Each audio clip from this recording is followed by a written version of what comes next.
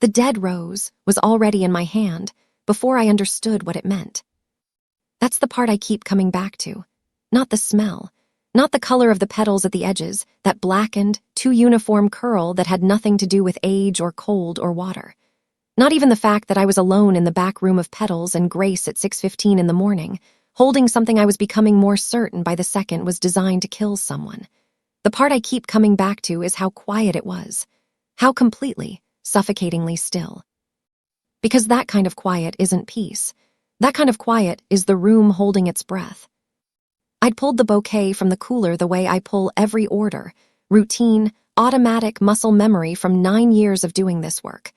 White roses, baby's breath, silver ribbon, bridal configuration. Scheduled for the Grand Meridian Hotel by 9 a.m. I had it in my hands for 4 seconds before something in the back of my throat tightened and I stopped moving entirely. The smell was wrong. Not rotten.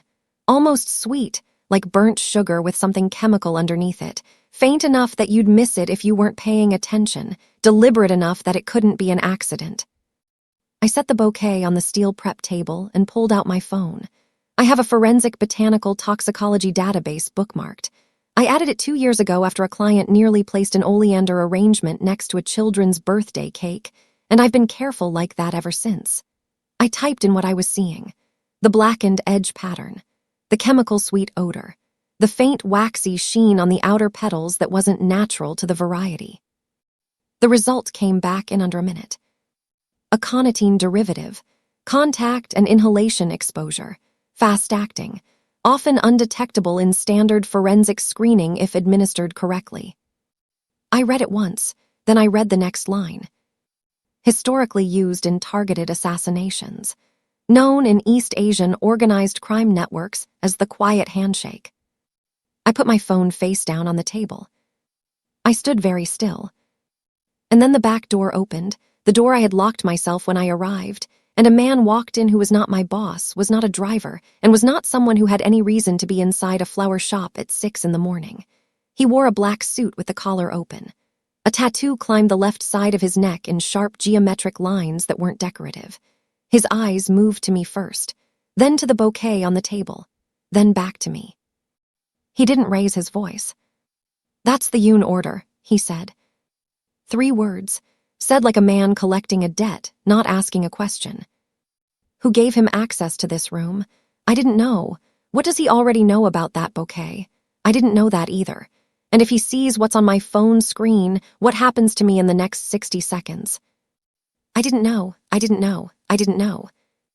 What I knew was this. The flower in that bouquet was built to be carried slowly down an aisle, held close to a bride's face, breathed in over several minutes at close range. And the man standing in my doorway had just identified the order by name without being told which one it was. He already knew something. The question was whether what he knew matched what I knew, or whether what I knew was about to make me the most dangerous person in the room. I made the only calculation available to me in the time I had. "There's something wrong with it," I said.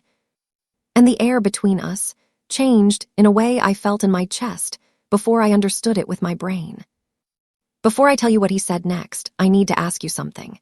If you were standing exactly where I was standing, holding exactly what I was holding, and a man like that walked through a door you had locked yourself, would you speak? Or would you stay quiet and pray he didn't look too closely at your phone screen? Subscribe and leave your answer below, because the decision I made in the next 10 seconds is the reason you're hearing this story at all. And trust me, it almost wasn't. He didn't move when I said it. That was the first thing. Most people, when you tell them something is wrong, react, they lean in, or they step back, or their face does something. He did none of those things. He just looked at me with eyes that were already calm, already collected, like he'd heard the words before I said them and was simply waiting for my mouth to catch up. "Wrong how?" he said, still not a question. My hands were flat on the prep table. I was not touching the bouquet. I was not touching my phone. I was not moving anything I didn't have to move, because every instinct I had was telling me that in this room, right now, stillness was the only currency I had that was worth anything. I told him what I'd found. Not everything. I didn't show him the database, didn't say the words quiet handshake out loud. I described the discoloration, the smell, the texture of the outer petals. I watched his face while I talked. It didn't move, but his eyes did. They went to the bouquet with a focused stillness that told me he already understood more than I'd said. He picked it up with his bare hand, just like that. I almost lunged forward before I stopped myself. Aconitine in this form required prolonged contact or sustained inhalation to be effective, not a brief touch. The danger wasn't in holding it for 10 seconds. The danger was in carrying it pressed close to your face for the length of a slow aisle, which is exactly what a bride does. He knew that. The way he held it away from his body, angled down, told me he knew that. "Who built this arrangement?" he said. "It came in pre-built, client designed. We were doing fulfillment only." "Who placed the order?" I stopped, because I realized, standing there, that I didn't know. The order had been in the system when I arrived. I'd assumed it was legitimate because it was in the system. I'd never thought to check further. "I'd have to pull the intake records," I said. He looked at me for 3 full seconds. Then he took out his phone and made a call in Korean, low, fast, clipped, and I stood there understanding nothing and understanding everything. He didn't ask me to stay. He didn't tell me to leave. He simply moved through the room the way people move through spaces that already belong to them, and I understood then that whatever was about to happen next in this room had been decided before I woke up this morning. The only thing that hadn't been decided was what to do about me. And from the way he looked at me when he ended the call, not threatening, not reassuring, just assessing, I understood that that question was still very much open. 4 men walked through my back door like they already knew the layout. Not rushed, not loud. They moved the way people move when they've done a thing so many times that urgency would actually slow them down. I pressed myself against the far wall and told myself I was staying out of the way. The truth was my legs had stopped working correctly. The oldest one, glasses, gray at his temples, hands that were too steady, went straight to the bouquet without being directed. Nobody pointed. Nobody said which flower. He just looked at the arrangement for 2 seconds and reached in and pulled out the rose I had found, the blackened one, and held it up to the light. He didn't flinch. He didn't look surprised. He looked like a man reading a number he'd already calculated. That's what rewired everything for me. Not the toxin, not the wedding, not even the man in the black suit standing 4 feet away, watching his associate work with the patience of someone who had done exactly this before. It was the absence of surprise. Because surprise means you're learning something. And this man, with his steady hands and his too familiar reach, was not learning anything. He was confirming, which meant the threat had been known before I found it, which meant someone had been waiting to see whether it would make it into a bride's hands before anyone caught it. I had one thought, and it was very clear. I was not supposed to be the person who found this. Jun Seo Yoon turned from the table and looked at me, not threatening, measuring. "You said it came in pre-built," he said. "Yes." "Overnight or same-day intake?" "I don't know. It was in the cooler when I arrived." He was quiet for 4 seconds. 4 full seconds, which is a very long time when a man like that is the one counting them. "Who has a key to this room besides you?" he said. My stomach dropped before my mouth could answer. "My boss," I said. "Only my boss." He didn't ask me twice. "You're going to the venue," Jun Seo said. "Not as the driver, as staff. You reset the aisle arrangements, you stay visible, and if anyone asks about the bouquet, you say it arrived perfect." My hands were cold. I pressed them flat against my apron to hide the shake. "And if I say no?" He didn't answer. He didn't have to. The man with the glasses looked up from the dissected blooms, just looked up, held my eyes for exactly 2 seconds, then looked back down. That was the answer. That was the whole answer. I said nothing, which meant yes, which meant I was going. But here's what I couldn't let go of while Jun Seo made 2 more calls, and his men began moving around my workroom like it was theirs. The replacement bouquet. One of the men produced it from a bag already assembled, white roses, silver ribbon, the right configuration, and set it on the far end of my prep table without a word. They had built a replacement, before this morning, before my call, before any of this. Which meant somewhere in the sequence of events I thought I understood, there was a step I hadn't been told about, a step that happened before I arrived, before I opened the cooler, before I found anything at all. I had told myself I was the person who caught this, the careful one, the one who noticed what trained men missed. But trained men don't carry pre-built replacements to a florist's back room at 6 a.m. unless they already knew a replacement would be needed. I picked up my delivery bag. My hands were still cold.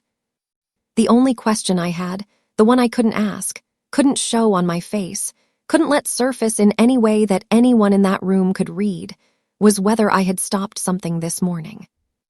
Or whether I had simply played my part in it. She touched my arm like we were old friends.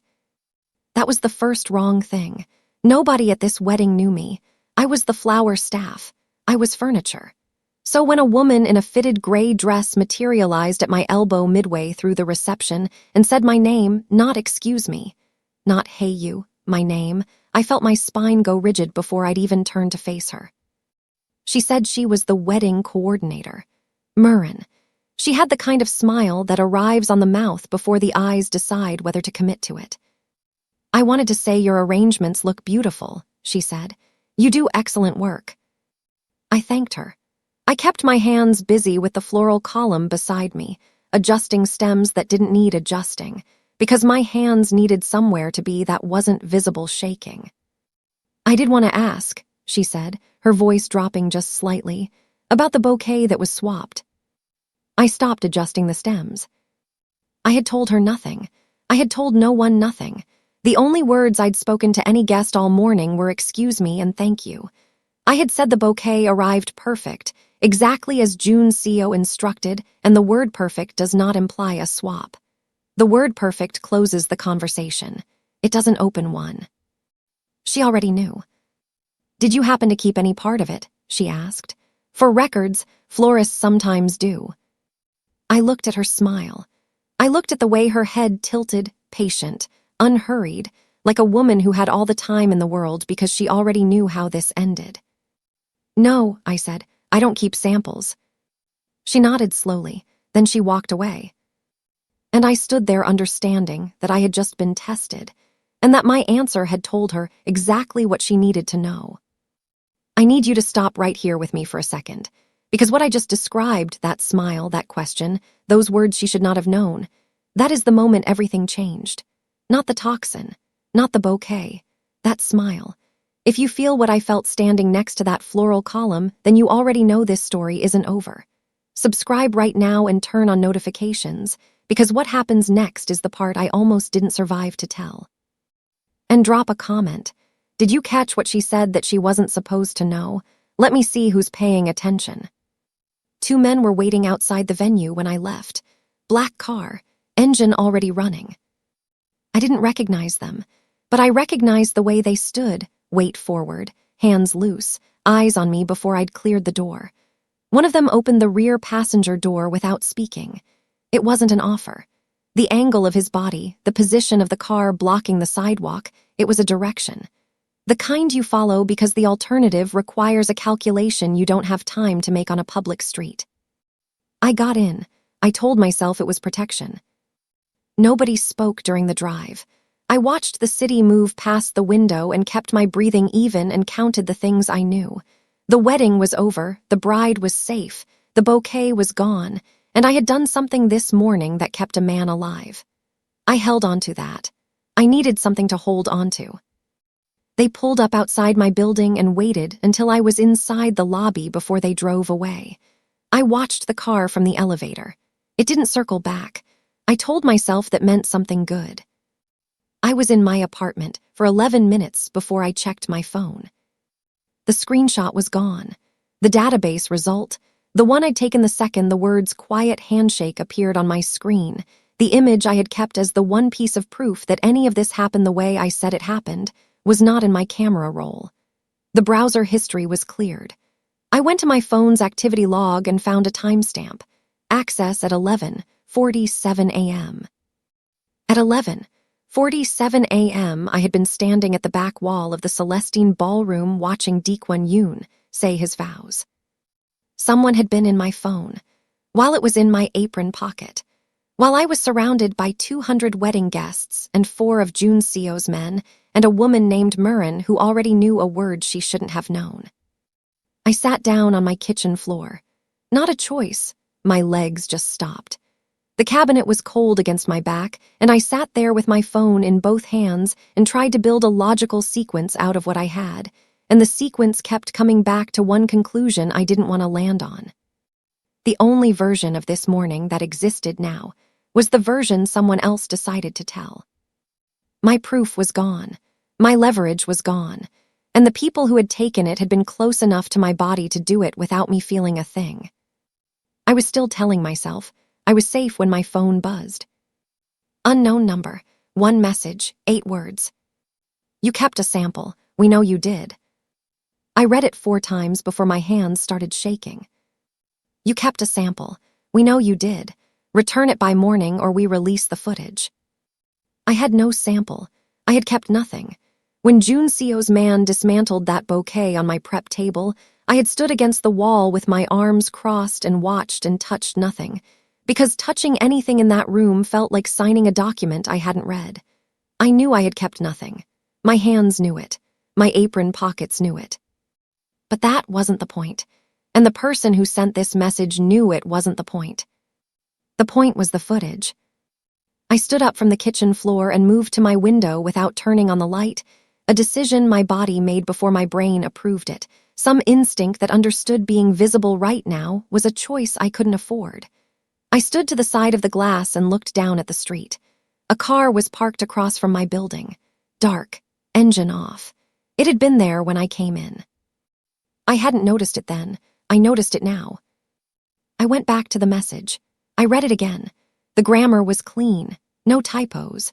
No urgency in the punctuation, no exclamation marks, no capitalization for emphasis. Just 8 words, flat and certain, from a number that didn't exist in any system I could check. That kind of calm in a threat doesn't come from anger. It comes from a person who has done this before and already knows how it ends. They didn't need me to actually have a sample. They needed everyone else to believe I did. There's a difference. One requires evidence. The other just requires a story told to the right people at the right volume. And I understood, standing in my dark apartment with my phone screen lighting up my face, that I was now inside 2 competing stories at the same time. Jun Seo's version needed me silent. Murin's version needed me guilty. Neither version required me to be alive past the point where I stopped being useful. I had until morning. I had no sample to return, and I had no proof that I'd ever found anything at all. I needed to think. Instead, I called Denise. She picked up on the second ring, too fast for 11 at night. Riina, not a question. She said my name the way you say the name of a person you've been waiting to hear from, with a weight underneath it that normal conversation doesn't carry. I kept my voice even. I told her I was calling about the Yoon delivery, routine follow-up. I told her the client had reached out with questions about the intake record, and I wanted to pull the original order details before I responded. 3 seconds of silence. Then, what kind of questions? Not sure, let me check. Not I'll pull it up. What kind of questions? Her first instinct was to assess what I knew before she decided what to tell me. I felt that register in my chest, like a key turning. Just timing, I said. When the order came in, who processed it? I processed it, she said. Immediate. No pause to remember, no hesitation about whether that was accurate. She knew. Client designed, pre-built, delivery only, came in 4 days ago. Do you remember the client name? 1 beat too long. It'll be in the system, I'd have to check. She had just told me she processed it without checking the system. Now the client name required a check. I pressed my thumbnail into my palm to keep my voice from changing. Of course, I said. I'll pull it myself tomorrow. Is everything okay? She asked. With the delivery. Everything was fine, I said. Bride loved it. I ended the call and sat with what I had. Denise remembered the order number, the configuration, the intake method, and the timeline without checking anything. But the client names suddenly required the system. People don't selectively forget like that by accident. They selectively forget like that when they've been told to. She hadn't placed the ghost order. I was almost certain of that. Denise wasn't a criminal. She was something more useful to the right people than a criminal. She was afraid, and she had been afraid long before I arrived at work that morning. Which meant the danger had been planted inside Petals and Grace before I ever touched that bouquet. He knocked twice. No urgency. Just too quiet, even knocks at 7 in the morning that somehow felt louder than anything I'd heard the night before. I stood on my side of the door for 4 full seconds. I hadn't slept. My phone was on the kitchen counter with the unknown numbers message still open because I couldn't decide whether closing it would make it less real or more. I had spent the night building logic chains that all collapsed at the same point. The missing intake record, Denise's selective memory, the car still parked across my street at 3 a.m. when I checked the last time. I opened the door. Juno looked the same as he had in my workroom. Black jacket, open collar, the geometric tattoo climbing his neck. No visible exhaustion. Either he'd slept or he was the kind of person who didn't show the cost of not sleeping. Both possibilities were uncomfortable in different ways. He stepped inside without being invited. I let him, because the alternative was a conversation in my hallway, and whatever this was, my hallway was the wrong place for it. "Did you tell anyone what you found?" he said. "Before you told me." Not good morning. Not how are you. Straight to the question, delivered flat, with the patience of someone who had already decided that the answer mattered more than the person giving it. I felt the weight of it immediately. He wasn't asking out of curiosity. He was assessing exposure.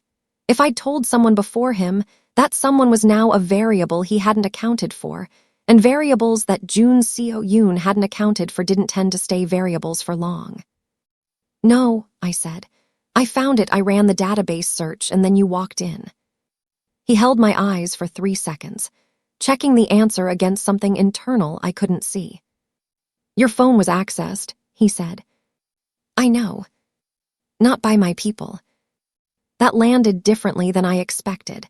I had spent the entire night assuming that the deleted screenshot was his doing. Control the evidence, control the story. It was the logical move for a man in his position. But the way he said "not by my people" wasn't defensive. It was precise. He was handing me a correction and watching what I did with it. "Then who?" I said. He moved to my window, stood to the side of it, the same instinct I'd had the night before, and looked down at the street. "Someone who needed to know what you found before I did," he said, "and needed to make sure you couldn't prove you found it." He turned from the window. "Before you left the venue yesterday, did anyone touch your phone, hand it to you, ask to use it?" One name arrived in my mind before he finished the sentence. I didn't say it yet. I needed to be sure before I handed Yoon a name. But my hands had already gone cold, and he saw it.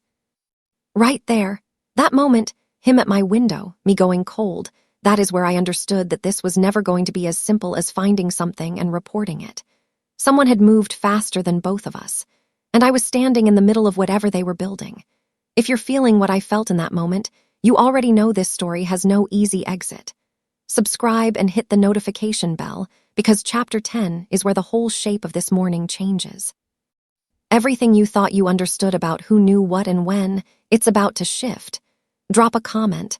Do you think Juno came to warn her or to test her? He left without telling me what to do next.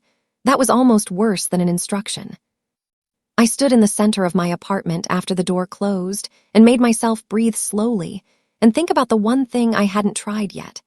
I still had remote access credentials to Petals and Grace's order management system, left over from a 3-month admin role I'd covered 2 years ago when Denise had surgery. She'd never revoked them. I'd never mentioned it. It was the kind of administrative oversight that happens at small businesses run by one person who trusts her staff and doesn't think about security until something forces her to. I opened the system on my laptop. My hands were steady. I was surprised by that. I searched for the Yoon order by date range first. Nothing. By client name, I tried every variation I could construct from what I knew.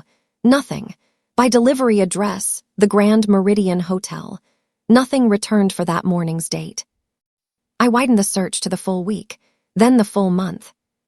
The Yoon order did not exist in the system. Not deleted, not archived, not flagged or quarantined or moved to a separate folder. The record had never been created. The order had lived in the delivery queue. I had pulled it myself. I had held it in my hands, but it had no origin point in the database. No client entry, no payment record, no intake timestamp. Someone had placed a ghost order inside a legitimate business system, which required two things: inside access to the platform and enough working knowledge of the queue structure to insert a delivery job without triggering an intake record. That wasn't a lucky guess. That was someone who had studied how Petals and Grace operated from the inside. I sat back and felt the shape of it settle. Denise hadn't built the ghost order. I was more certain of that now than I'd been the night before. She didn't have that kind of technical precision, and more importantly, she didn't need to. All she needed to do was leave the gap, not ask questions about an order she didn't recognize, not flag the anomaly in the queue, look the other way for long enough that the delivery happened. Someone had needed a florist, a legitimate, traceable, licensed florist whose van would pass a venue's vendor check without scrutiny. They hadn't hired a florist. They had borrowed one without her knowledge, by inserting themselves into her system and using her business as a vehicle. I had been borrowed. My shop had been borrowed. And the only reason any of it worked was because I was exactly the kind of person nobody in that world would think to plan around. Invisible, trusted, present. I looked at the empty search results on my screen and felt something shift that wasn't fear and wasn't anger. It was clarity. Cold and specific, and for the first time since yesterday morning, mine. I had found the seam. The ghost order was the proof that the threat came from inside, not from a rival organization, not from a stranger, but from someone with system access, inside knowledge, and a plan that had been running for longer than one morning. I saved a copy of the null search results to an encrypted folder I set up in under 4 minutes. Not proof of the toxin, but proof that the order should exist and doesn't. Proof that something was deliberately hidden. It wasn't everything, but it was something no one knew I had. And for the first time since June Seo walked into my workroom, I was the one holding information the other side hadn't accounted for. I called Denise at noon and told her a lie I had built very carefully.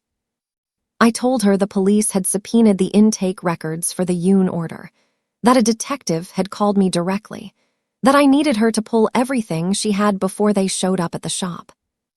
I said it calmly. I kept my voice flat and slightly tired, the way a person sounds when they're dealing with something bureaucratic and annoying rather than something that had been keeping them awake since yesterday morning. Denise went quiet for 4 seconds. Then she exhaled. Long and slow, the specific exhale of a person who has been holding something in their chest for days and just felt the pressure drop by half. That exhale told me everything. "Okay," she said. "Okay, I'll pull what I have." Not what subpoena. Not why are the police involved. Not even is everything all right. She moved straight to compliance, and the relief in her voice was so naked and unguarded that I had to press my thumbnail into my palm again to keep my face from doing something she might hear through the phone. "Denise," I said, "did you know something was wrong with that order before I called you about it?" Silence, the kind that has shape. "I didn't know what was in it," she said finally, each word placed down carefully, like she was choosing which ones were safe. "I was told to leave it in the queue, to not process an intake record, to just let it move through." "Who told you?" "Regina." "Who told you, Denise?" Another silence. Then, "A man called the shop 3 weeks ago. He said he represented a private client. He said if I processed the order normally, there would be a problem. He said if I left it alone, it would be over quickly and no one would look at me twice." Her voice had gone small. "I have a daughter. I have a mortgage. He knew both of those things when he called." I sat with that. The anger I felt wasn't clean. It was complicated by the fact that I understood her. Fear with a specific shape is harder to dismiss than vague cowardice. She hadn't been recruited. She'd been identified, assessed, and leveraged, weeks before I ever touched that bouquet. Which meant someone had been watching Petals and Grace long before the wedding date was set. The server timestamp was 11 characters long and completely unremarkable, unless you knew what you were looking at. I almost missed it. I had been combing through the ghost order's metadata for 2 hours, the invisible fingerprints left behind when someone accesses a system, inserts data and exits, and most of it was dead ends, proxy routes, scrubbed identifiers. Whoever built the ghost order knew how to move through a system without leaving clean prints. But the timestamp on the final access point routed through a hospitality management server. A real one. A registered company with a public-facing website and a client portfolio listed under corporate event services. I wrote the company name down, then I searched it. 40 minutes later, I understood that I had not stopped an assassination. I had stopped a financial extraction. The hospitality firm was a shell, professionally maintained, convincingly populated with fake client testimonials and stock photography, that connected through 2 subsidiary registrations to a domestic capital management group. That group had been running laundered money through Yoon-adjacent real estate holdings for just over 3 years, not for the Yoon organization, alongside it. Using the legitimate surface of Yoon-connected properties to move capital that had nothing to do with anything the Yoons had sanctioned. They had been living inside Jun Seo's financial structure like a parasite he hadn't detected yet, and they had been preparing to leave. The attack on Deekwon's wedding was never about killing Jun Seo. Killing him would have triggered an investigation, forensic accountants, federal scrutiny, every Yoon holding placed under a microscope. That was the last thing they needed. What they needed was chaos, a leadership crisis, a moment where the Yoon organization turned inward, fractured along its grief lines, and stopped monitoring its own financial perimeter long enough for the capital management group to extract its holdings and dissolve the shell before anyone thought to look. Murin hadn't been sent to watch an assassination. She'd been sent to confirm the outcome and signal the extraction team. I had stopped the chaos trigger, which meant the extraction had not happened, which meant the capital was still sitting inside Yoon-adjacent holdings, which meant the people who built this were now in a position they had specifically engineered to never be in, exposed, mid-operation, with their money frozen inside a structure controlled by a man who was still alive and would eventually start asking questions. I had not saved Jun Seo Yoon from an enemy. I had saved him from a parasite, and in doing so, I had handed him the evidence to find it. I looked at the company name on my notepad. I looked at my encrypted folder. I looked at my phone and thought about 2 options and what each one cost me. Then I thought about Murin's smile, about 8 words from an unknown number, about Denise's exhale and the man who had called her 3 weeks ago and mentioned her daughter by name. These people did not leave loose ends employed at flower shops. I had until they realized the extraction had failed to decide what to do with what I knew, and that window was not going to stay open long. I had 2 options. I wrote them both down because I needed to see them outside my head. Option 1, forward everything to Jun Seo. The null search results, the server timestamp, the shell company name, the capital management connection. Hand him the full picture and let his organization do what organizations like his do with information like this. It was the faster path. It was probably the safer path, at least in the short term. And it would destroy the evidence chain completely because nothing I handed Jun Seo Yoon would ever reach a courtroom. Option 2, route the file anonymously to the Federal Financial Crimes Unit. I had a contact there, an investigator named Paulette Webb who had crossed paths with during an insurance fraud case 3 years ago, back when I was doing claims verification work between floral jobs. We weren't close, but she was real, she was reachable, and she was the kind of person who picked up unknown numbers after hours. I sat at my kitchen table and looked at both options and tried to be honest about what I was actually weighing. Option 1 kept me safer tonight. It also made me complicit in whatever Juno did with the information, and I had no way to predict or limit that. The capital management group had used Denise, had threatened her daughter's name on a phone call, had inserted a toxin into a bridal bouquet, and sent a woman named Murren to watch the fallout. I did not feel neutral about those people, but handing their exposure to Yoon was not justice. It was substitution. Option 2 put me inside a federal investigation involving a man whose people had escorted me home 24 hours ago. It protected me legally, potentially. It also made me visible in a way that couldn't be undone. A named source, even an anonymous one, leaves traces that patient people eventually find. I picked up my phone, I put it down, I picked it up again. I thought about Denise's exhale, about the man who had called her and mentioned her daughter before saying anything else, about a bride walking a slow aisle holding flowers close to her face, breathing in, not knowing. I opened Paulette Webb's contact. I attached the encrypted folder.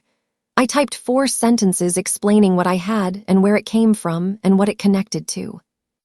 I sent it at 2:14 a.m.